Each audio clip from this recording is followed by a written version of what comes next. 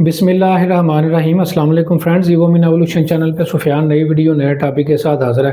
Friends, आज हम बात करेंगे फार्म DS-260 के हवाले से कि यूएसए का जो फार्म DS-260 है ये कब आप फिल करते हैं, इसमें क्या क्या क्वेश्चन आपसे पूछे जाते हैं, इसको फिल करने के लिए क्या आपके पास डाटा होना चाहिए, क्या डॉक्यूमेंटेशन होनी चाहिए, पूरी तफसील आज की वीडियो में आपको जो है बताई जाएगी। वीडियो को स्टार्ट करते हैं। सबसे पहले बात कर लेते हैं यूएसए का visit visa, medical visa, humanitarian payroll visa, J1 visa, J2 visa.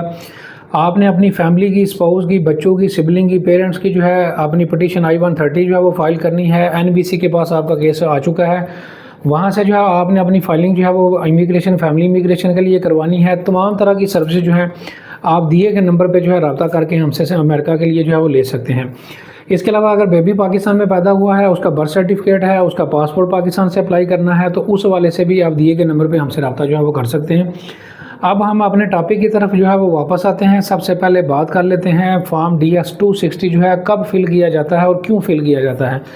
इसमें मैं आपको बताता चलूँ, जब आप अपनी पिटीशन I-130 जो है वो लॉन्च करते हैं, फाइल करते हैं, तो जब आपका केस NBC के पास जो है नेशनल वीज़ा सेंटर के पास आ जाता है, आपका पहला फेज़ जो है एप्लीकेशन का मुकम्मल हो जाता है, तो फिर आपको NBC जो है एक वेलकम ईमेल करती है और आपको बताती है कि आपका जो है केस अप्रूव हो चुका है। अब आप अपना जो है वो फार्म DS-260 जो है वो सबमिट जो है वो करवाएं। तो उसके लिए जो है जब आप फार्म DS-260 जो है वो फिल करेंगे तो इसके लिए दो चीज़ों का होना आपके पास जो है वो ज़रूरी है। एक तो आपकी इनवाइस ID आपके पास होनी चाहिए और दूसरा केस नंबर आपके पास अपना जो है वो होना चाहिए। जब तक ये दो चीज़ें आपके पास नहीं होंगी तब तक जो है आप फार्म DS-260 को फिल जो है वो नहीं कर सकते।